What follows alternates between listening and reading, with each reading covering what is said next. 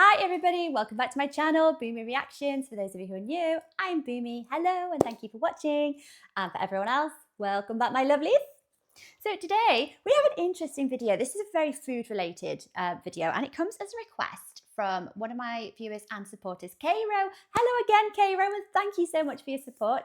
So he watched my reaction to the iconic foods from every state and he says, it really did do Colorado dirty.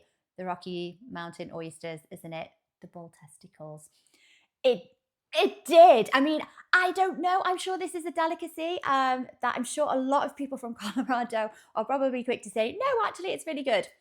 I'm impartial. I don't know. I've never tried them. They don't sound overly appetizing, do they? But Kayro says he's never known anyone besides tourists to eat them. Well, it gives the locals a little bit of a laugh. Can you imagine going all that way just to eat some bull testicles? So Colorado is a land of foodies, geeks, and hardworking hippies. And Kayro has a video here that really showcases not just the food, but the culture of the state. And he says, so this video is a farm to table road trip from around the state that Kayro loves, absolutely. And he knows many people that live like this. He has family that live like this. And it really is, you know, it goes to show that the culture of the state. So I would love to watch this video, Kayro. Thank you so much. Thank you. I enjoy a little bit of foraging. I think quite a few people do in the UK. It's becoming like a little bit more of a thing. But then again, I think it was always a thing, especially with like older generations who didn't think anything of just, you know, going to pick some blackberries or some like crab apples from wild trees in like foresty areas. I like to go looking for mushrooms. I got into mushroom foraging a few years ago, and so I had to learn how to identify the different mushrooms because there's an awful lot that you can't use in cooking, guys. You definitely don't want to pick the wrong one. But yes, there's elderflowers, there's rose hips, there's a wild garlic. There's loads to forage in the UK. So I imagine it's very similar in places throughout the US. So yes, I am a fan of foraging. So this seems very, very interesting. So I'm doing it again, guys. I talk a lot. I don't know if you've noticed. So let's stop the chit chat and let's get on with the video. And as always, guys, if you're enjoying these reactions, please like and subscribe to the channel. And I thank you in advance. Thank you, thank you, thank you. I flies like this, and I tie the piece of stencil as the tail. Okay. Because it just looks like trash. Like they will eat trash. Like I've seen carp eat trash or like eat old socks or eat whatever. So sometimes I tie flies, and the shittier they look, the better they work. What a world we live in. Here I am as a kid. Now I'm a washed-up pro snowboarder, dad, and curious food nerd. Hell-bent on new adventures. I'm Josh Rosen. Food and adventure have led me to some of the most interesting places. So we're off, on a mission to source the freshest ingredients, all while taking it in through the lens of the locals. And each adventure ends with a feast. This is dirt. Dirt? Fire. Water. Earth. Air. 15 mountain ranges ripple through this state and 4 of America's greatest rivers. The Utes, prospectors and pioneers, hippies, climbers and river rats were all drawn to this wild terrain River rats. with promises of gold and adventure, possibility and play. 11, 12, 13, We've made it 14, 15, to Colorado, friends. 17, 18, 19. We're here, where the beer flows like wine, and supposedly beautiful women instinctively flock like the salmon of Capistrano. I'm talking about a little place called Aspen. At a trailhead just outside of town, we meet our chef for this journey, Barclay Dodge, and he's taking us on a foraging mission to one of his favorite spots. Oh yeah, sweet. What oh, look at that. This might actually be the best foraging kind of tour guide you can imagine. A chef and a forager. That's what you need. Very, very, very good. Two go hand in hand, don't they? So wild asparagus. Beautiful. There's actually quite a bit. They say it's not really wild because it's not indigenous, so they think it just flew out of someone's kitchen window. But it comes back every year. It's a perennial. Foraging is one of Barclay's obsessions, and this is the canyon that started it all. I started foraging in 1996. This is the first tree I picked my first pine tip from, like 20 years ago. That is a burst of flavor. Right? They're so citrusy. Overgrown tried trails that. and critters abound. Aw, Not a person in sight. not a fan of snakes, but he was Oh, hey, tiny. Mr. Tick. Oh, Asparagus, spruce tips, cow parsnip, stinging nettles, and this leafy garnish are everywhere. This is what we came up here for. This is the watercress. Still young, soft. It's like perfect. Right? 10 minutes of clipping, and he's a week's worth of watercress for his restaurant. I moved here with my mom and my sister. We piled in the station wagon and headed west. It was kind of like an iconic scene. Kids fighting in the back seat the whole way, new stepdad in the front seat. But it was a tough move here at first. You know, this is a small, exclusive little town, Aspen. His childhood here taught him his way around the woods and the kitchen. Because we're growing up in a tourist town, you know, the jobs are like restaurant, retail, and construction for summertime jobs. But I've always been cooking. Barclay cruised through culinary school and then to prestigious kitchens around the globe. so he forages, and whatever he forages gets included in the menu for his restaurant. That's amazing. Wow. But, like me, his urge to be in the mountains never left. This place really draws you in. And you know, a big part of it too is beautiful house. the lifestyle is really unique here. You know, there's a saying here. It's called the Ute curse, and the curse is we all come back. Barclay's restaurant Bosque is a tribute to this place and a tribute to the wildness that is Colorado.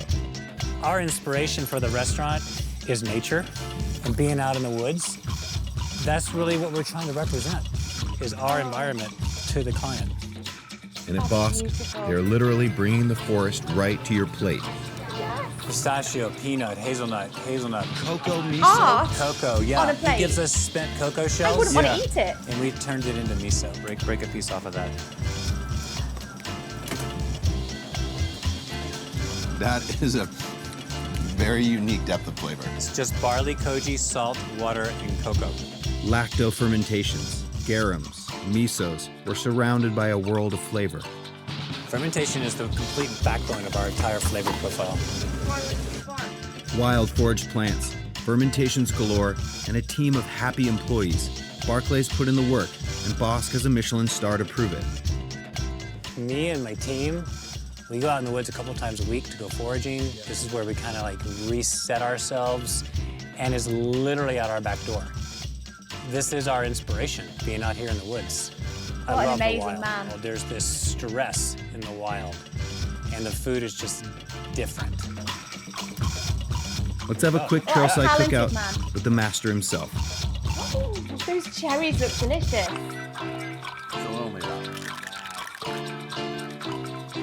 This is Barclay's Colorado.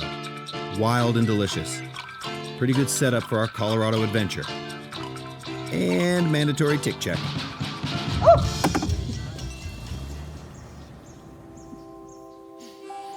Just up the mountain from Aspen is Independence Pass, which sits on the Continental Divide, an imaginary line that follows the highest peaks from Alaska down to the Strait of Magellan. The snowpack that melts off the western slope will make its way to the Pacific Ocean through a network of rivers. Beautiful. And these are the headwaters of the Roaring Fork River, one of many that are the lifeblood of this region. Where there's water, there can be farms. Chef Barclay is sending us off by taking us to two of his local favorites. Welcome to this magical microcosm at the base of Mount Sopris, known as Sustainable Settings. I'm Josh. Oh, that's I think cute. I've seen They're you on the them. live screen. Nice to meet you. We're both flavor seekers. Sure. He's one as a Flavor farmer and a steward to his land, and I'm one because I'm a chef. And that's something we really have in common. So the food that's coming off of this property in particular is like no other. It's just jacked up with flavor and energy. I might look like a farmer or rancher, but I'm predominantly motivated in life by flavor.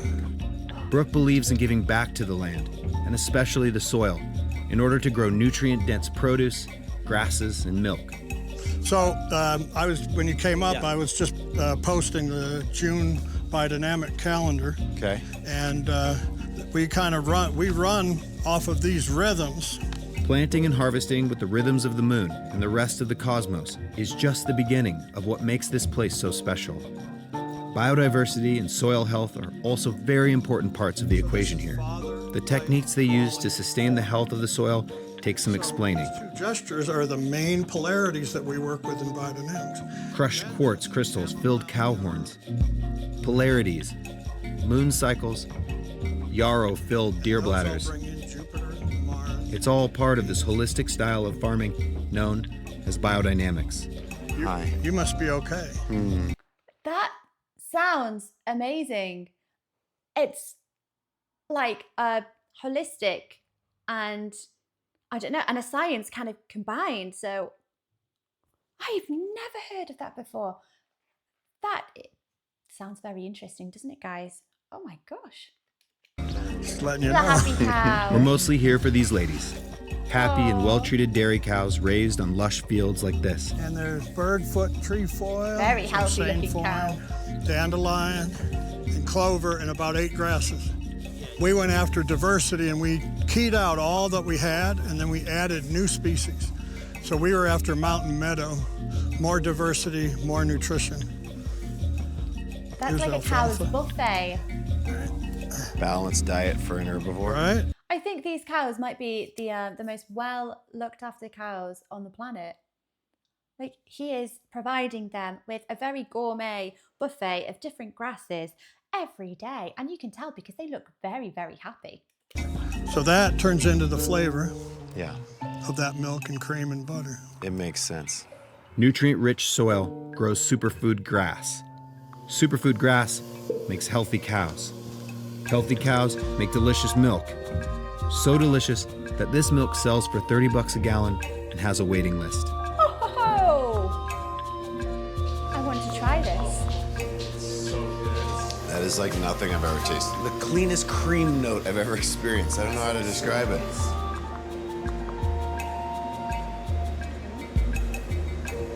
That Best is coffee about the ever? prettiest animal I've ever seen. She's a happy girl, isn't she?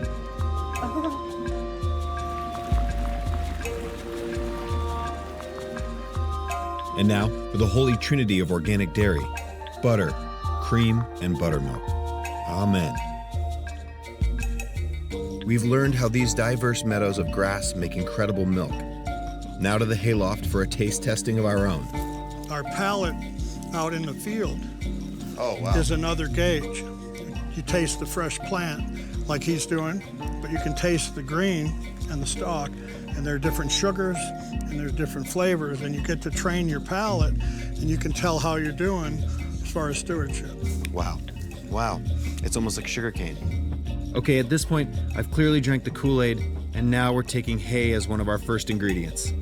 I think this farmer should do like a little bit of a crash course, like, you know, do lessons in the nutrition of the grasses and how you can taste them in the hay. I would pay to go and have this little crash course here and to be educated and to have my palate, you know, a bit more refined. That's amazing.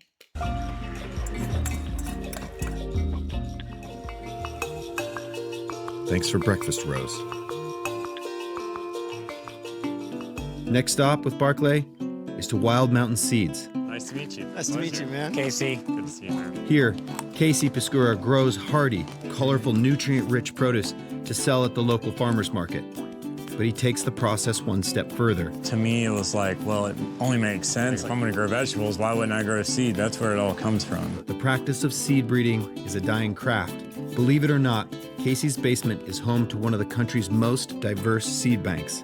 His mission is to keep resilient plant strains alive and develop new varieties with even more flavor and vigor. But the process is quite tedious. We taste test these 2,000 stored carrots just by cutting the tip off. And then you gotta, it's like drinking wine. You gotta like spit it out and like get the flavor, and then you gotta. The absolute best tasting carrots get selected, and the seeds get planted next year for more rigorous taste testing. Every year, stepping our way towards a more nutritious, delicious, longer storing carrot. This is like why you do this. Yeah, right? Casey uses the harsh, high alpine climate to his advantage. If seeds can grow here, they can potentially grow anywhere. A proving ground for growing resilient vegetables. Adam, film people that are awesome.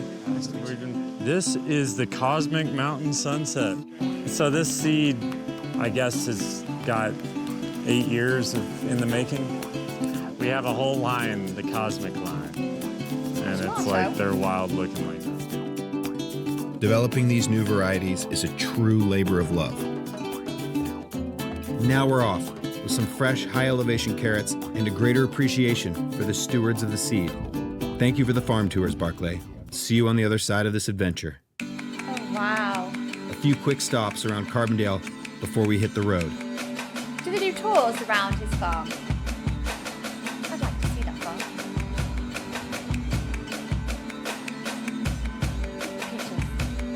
Pictures. Let's not forget the obvious perks of living in a place like Colorado. You work hard and you play hard. Like Adam Miller, who founded Revel Bikes in Carbondale. This trail system is only a few years old.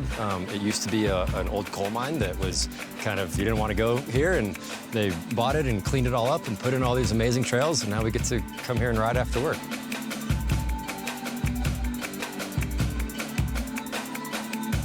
It's a pretty special place for mountain biking. I pretty much moved here because of the mountain bike trails. Started my business in Carbondale. When I moved here, it was me and 3 people. Now we have about 35 people at Revel. And really a huge reason is because of the trails we have around here, so. Cheers. Hey, that was super fun. Have a bike and a beer. Up and over McClure Pass, and we're rolling into the North Fork Valley.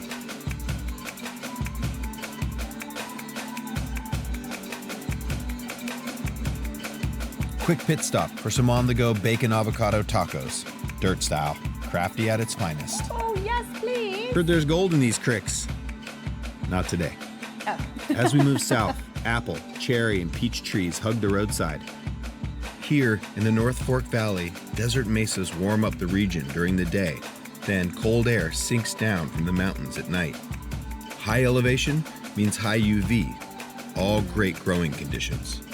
And right in the middle of this banana belt sits the quiet yet colorful little town of Paonia. Once considered the Champagne region for pot, young growers came for the green rush, but stayed for the community. Aww. This place is quite chill. Let's meet one of the locals. Good to see you. Josh. Yeah, Brant, nice to meet you. Yeah, wandering through town, there's a food scene here. There's something. There's something happening here. So there's a number of charms to Paonia. I think partly is it's just a quiet, tucked around town, small community, but that it's so built around food, and you can buy produce from your neighbor, and you can buy a sheep from your neighbor or a cow from your neighbor, and it's all sort of right here, packed into this little valley. Got it. So it's like it's a mountain enthusiast agriculture community. Totally, a lot of boaters, a lot of climbers, and then a lot of geek agriculturalists for sure. Brant is a biologist turned self-taught winemaker. Oh, Definitely wow. a geek agriculturalist. He grew up on a huge crawfish farm in Louisiana and has done some of the dirtiest jobs in conventional ag. Now he's flipped the script a bit and created a farm and winery dedicated to responsible land management run by a small crew of radical people. This is Aquila Cellars. We're missing the harvest this time around, but just so you get an idea, these guys are a small-scale natural wine operation. Hand-crushed, wild yeast fermentations, and a lot of experimentation. Aquila Cellars makes real, living wine. From learning about natural wine, I just became fascinated that you can take one ingredient, ferment it, and get all these different flavors. When you make it and it comes out, you're like, how is something this tropical from a place that's so temperate? Totally. And you're tasting oranges and tangerines and guava fruit, and it's just kind of a mind-blowing, fascinating. So your opportunity to create dynamic flavors and tastes is sort of endless, right? Yeah, I mean, and you're not in control, and that's the other fascinating part with the natural winemaking is that when you do these native yeast ferments, you're kind of stepping out of the way and seeing where the wine goes, especially the first time you work with it, and then you're just left for the most part with just amazing magical surprises. Here, the hot, sunny days and cool nights create zingy, acidic fruit, allowing Brant to play around with Pinots, Rosés, plum wine, and cider. Last season, they created 24 different wines from the valley's lush fruit. Blends, experiments, happy accidents. Barnyard for days. Okay, back to work. To harvest a few more goodies growing around the orchard. And then the main thing we're trying to find here in the peaches is a problematic issue called gamosis, caused by Cytospora fungus. Okay. But it produces these massive chunks of sap. Does that look like nature's gummy bears? All right, we'll take a handful of chewy peach sap and a few other wild herbs. Wow! Oh, and a few bottles of white. So they're taking what is essentially a fungus and could potentially be quite harmful to the tree, and it's edible, and they can use it in cooking. It's very highly sustainable. That's wild. Thank you. When the rivers are raging like this, Brant and the community take full advantage. These fishing. are powder days for river rats. He likes stripping off, doesn't he? Brant started out as a river guide when he first moved to Colorado, so we're in good hands. And his buddy Daniel is our guide today. Oh no, no fishing. Hey, Daniel. With higher than usual temperatures this week, the snow is melting extra fast. In 2 weeks, there will be barely enough water to paddle this section of river. Make hay while the sun shines. It looks like a lot of fun. And up the valley we go, to another local farm. Hey guys, Josh. Daniel. Nice to meet you. Great to meet you. Hey, absolutely gorgeous. West Elk still even have a little bit of snow. Our first ingredient on the farm, There's your rock. Oh, prehistoric salt good rock. Lord. This is local salt right out of the ground. And I brought you all a smaller piece to take with you on your journey. And this one is for Daniel because he uses a lot of salt curing up all these pigs. In this community, all the farmers take care of each other. The pigs here are quite happy little guys, raised on fresh grasses and fallen fruit and nuts from the orchards. Pigs are just one part of the whole farming ecosystem that has been created here. Look how happy Now they the are. meats are cured with 100-million-year-old salt rocks dug up from a nearby quarry.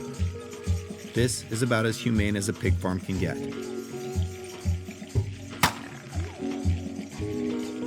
Here we have a 400-pound Duroc pig.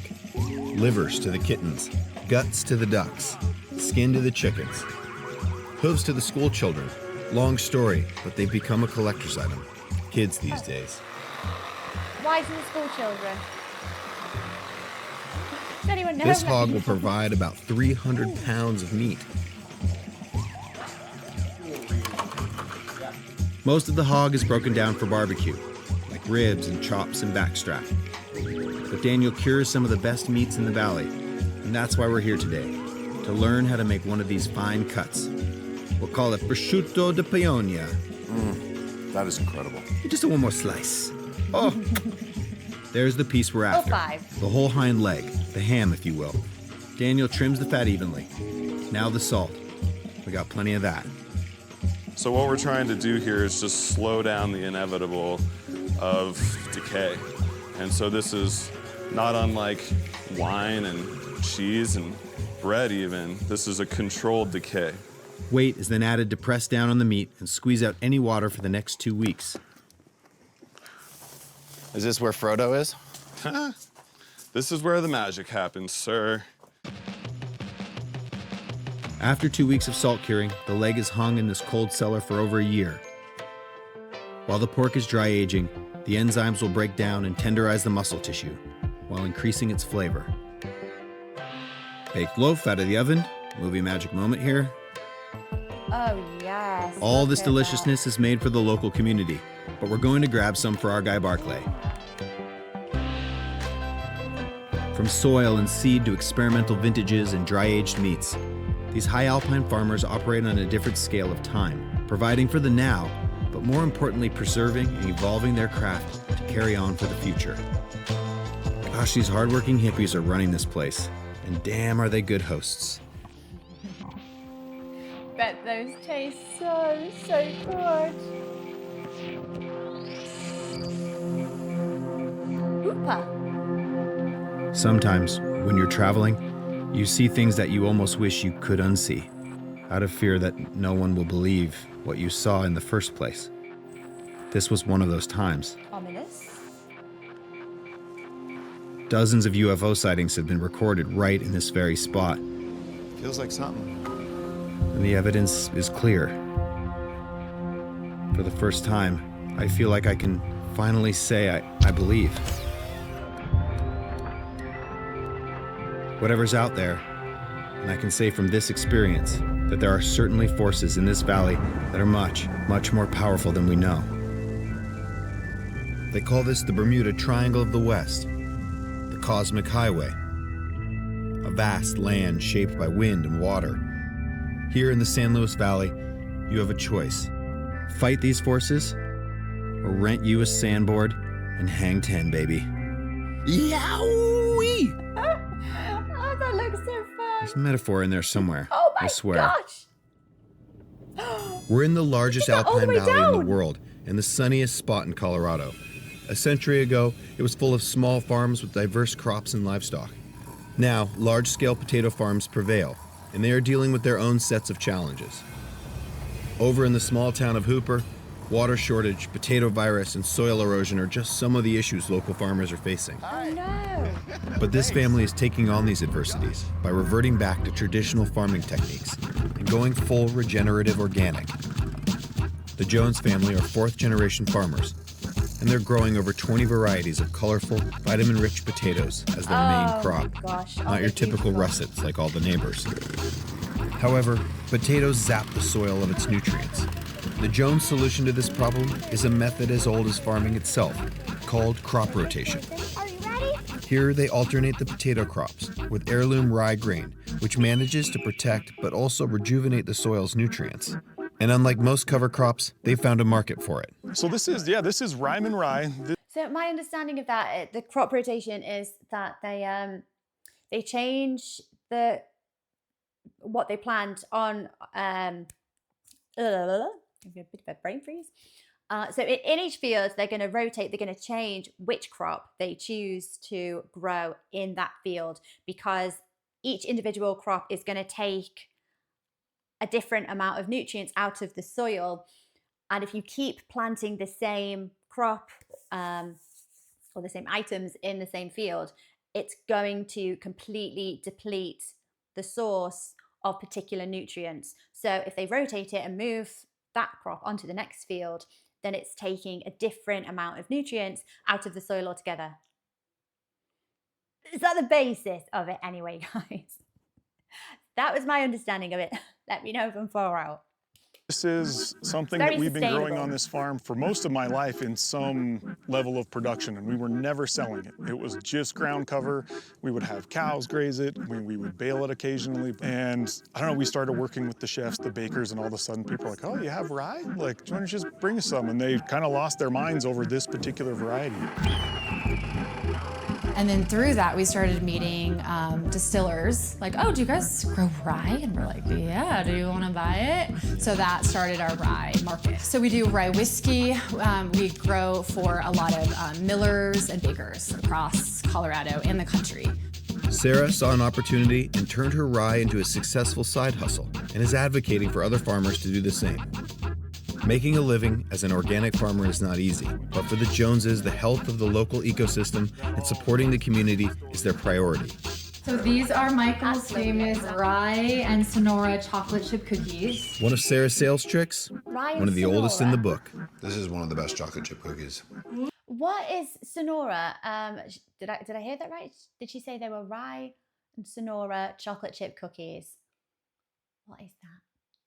Well, he said they're very good either way. I've ever tasted, and I've had a few. Sorry, I should apologize to my sister-in-law, Colleen Rosen. working to She's not gonna shift be the happy. farming paradigm one crop circle at a time. Peace out, Hooper. Stay weird. Oh. Oh, baby gator's cute though. We're making a quick stop in an outdoorsy river town to find an old friend from my New York days. Yeah. What's up, bud? How we doing? Born and raised in Colorado, he built his career in the street photography world of New York City. Now, Peter and his wife have moved back to raise their kid and make art. Mountain life just makes sense to him, like a lot of folks. I get it. Well, I suppose you're living in one of the most scenic places in the US, so there's lots of opportunity for beautiful photos.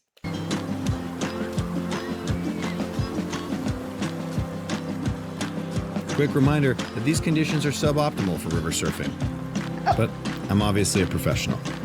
A helmet would have been a good choice. This should be a general shit show. I have found a sport that I'm terrible at. Keep trying. God loves a trier.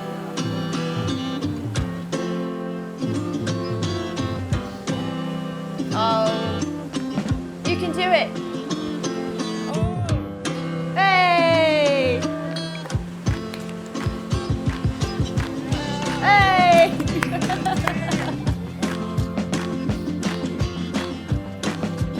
Ah, summer in the Rockies, where the light goes on forever and the activities never end. We cruise from the valley up the eastern slope of Independence Pass. A wildfire burns on the shore of Twin Lakes, thinning the forest for new growth. And late season snow still clinging to the high elevations, a reminder that the snowpack not only feeds farms, but also the endless activities that attract people to this state. Sandboarding at sunrise, quick skate session, pathetic river surfing attempts, and now snowboarding at sunset with an old friend and his dog at 12,000 feet. That's gotta be some sort of record, right? Oh, it's a beautiful dog. Did he just say forest fires? They thin the forest for new growth. Is that right? So it's like a natural cycle in some parts of the US. I always thought they were seen as very doomsday events. You know, they're a catastrophe. Are they like a natural cycle to some extent? As long as you can contain them. That Laird Hamilton.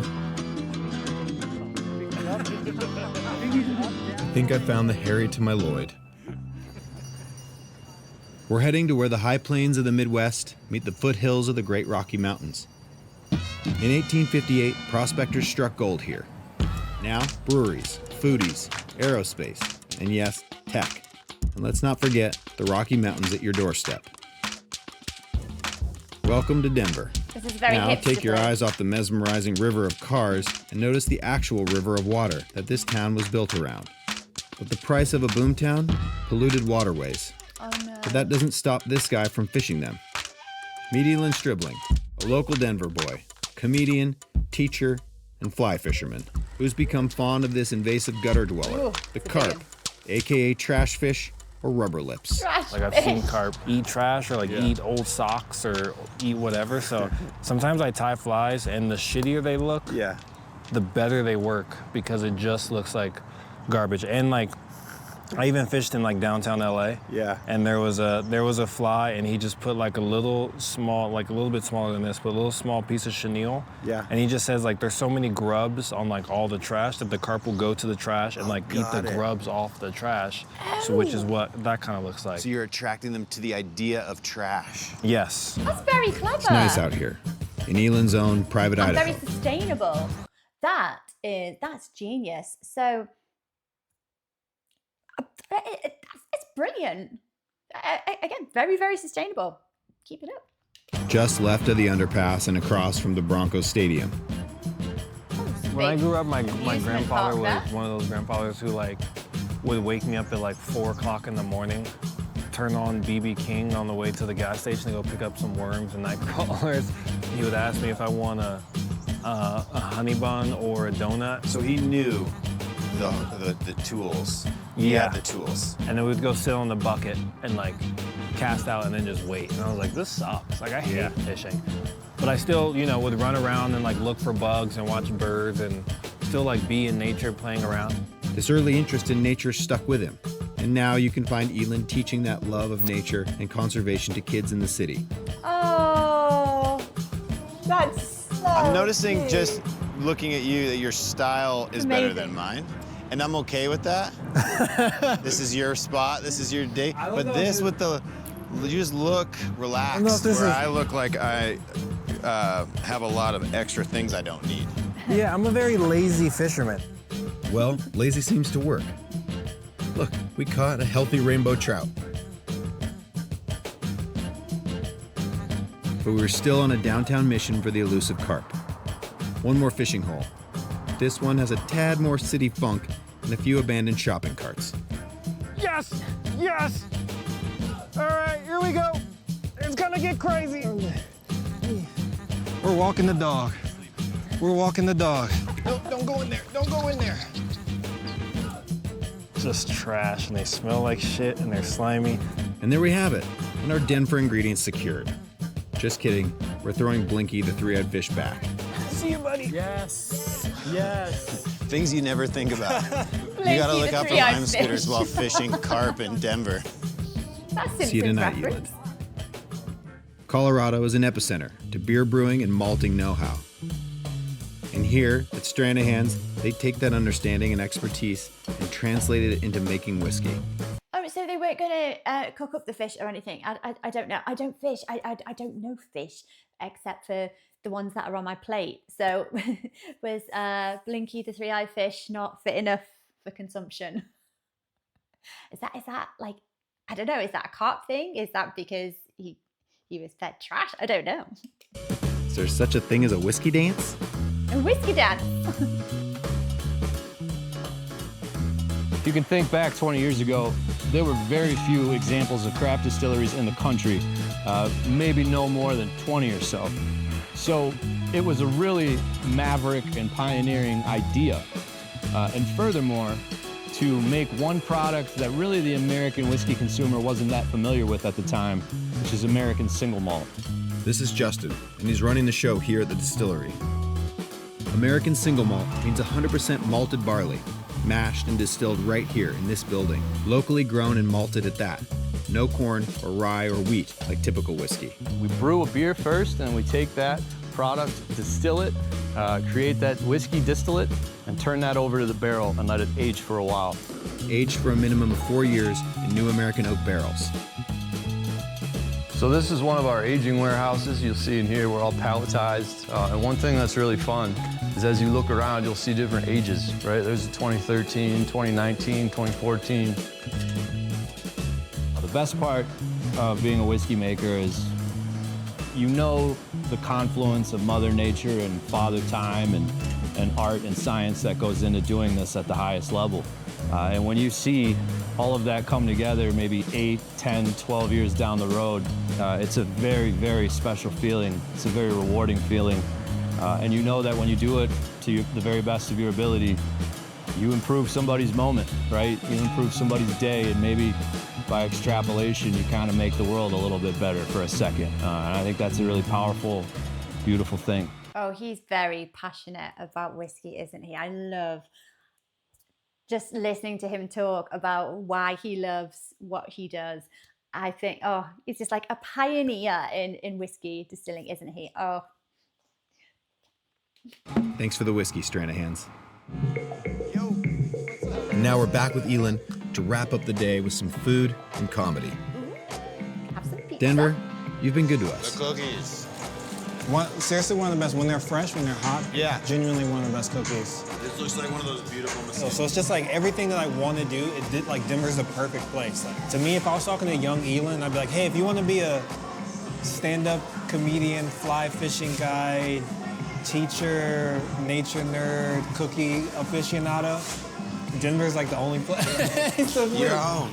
And Basically, Elin's it's the not best lying. place. With some of the best access to the outdoors, a craft beverage industry to brag about, and truly funny comedy shows taking place most nights of the year. Denver, you're hard to beat.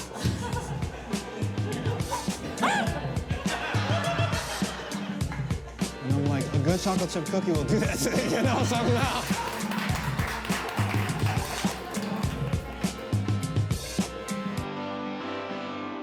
Still no Finally. sodded streets, but we're back in Aspen for the final feast. Hey, man. Good to see you again. Good to see you.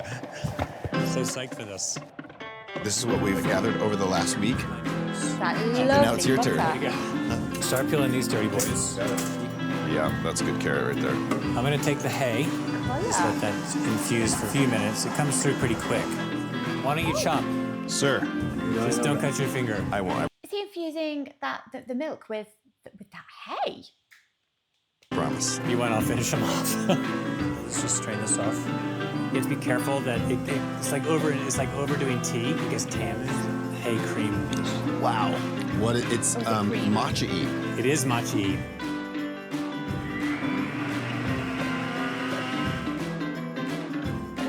I love the restaurant business. The drama, the pressure, and it's so intense. But you always know you're gonna get through it. Isn't that beautiful? Every day you get to accomplish sort of the impossible. Vegetable marrow. This is a very high-end, beautiful frogs on a log. Is that what you called them growing up? Okay, nettles, quick blanch. Is one of the greatest greens. Here's a good green.